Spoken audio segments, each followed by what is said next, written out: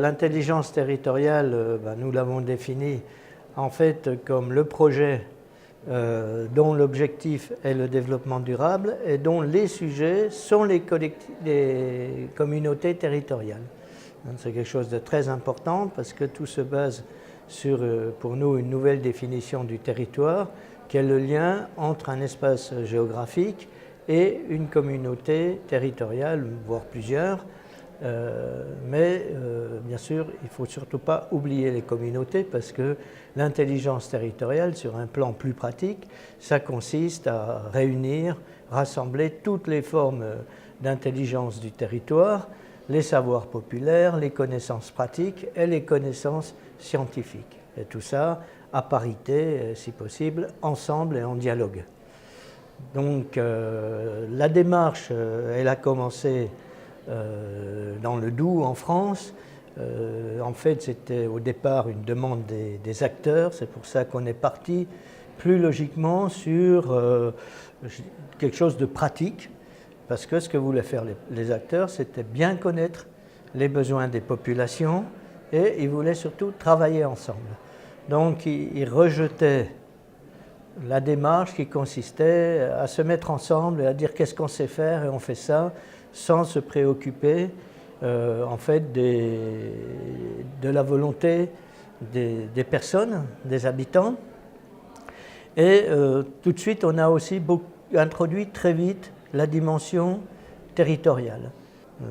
Par exemple, la carte santé, la couverture à 100% des besoins de santé des plus pauvres. Bon, c'est quelque chose qui s'est mis en place dans notre projet et qui après a été disséminé dans toute la France, et même ici où nous sommes en Belgique, à Charleroi, ils ont la carte santé, c'était un transfert.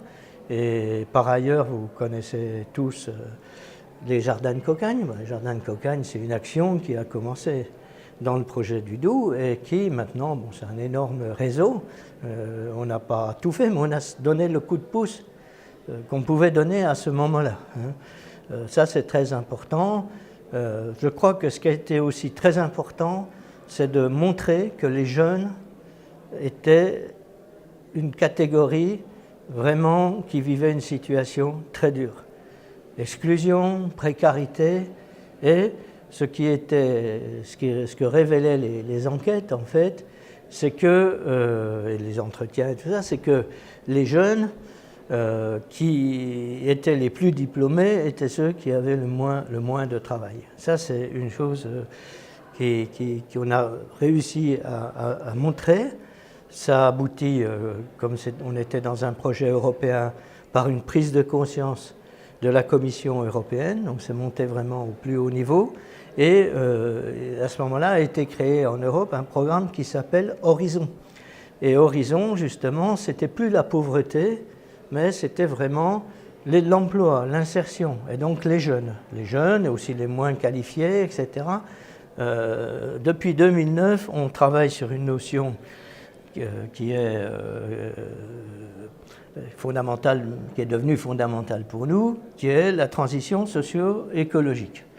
Alors, ce n'est pas la transition écologique, ce n'est pas la transition énergétique, c'est la transition sociale et écologique. Donc, dans une logique de développement durable, le concept de développement durable est discuté, mais il est entendu par beaucoup, il est soutenu par beaucoup d'institutions, donc il permet de travailler. On peut en même temps le critiquer et essayer de trouver quelque chose de plus adapté, mais dans cette logique-là, au moins d'essayer de concilier les objectifs économiques, sociaux et environnementaux, ce qui n'est pas si facile que ça. Et donc, on essaye de trouver des solutions sur le terrain, dans la recherche. Et une des grandes caractéristiques dont nous sommes très fiers, c'est que tous nos programmes de recherche regroupent et des acteurs et des chercheurs.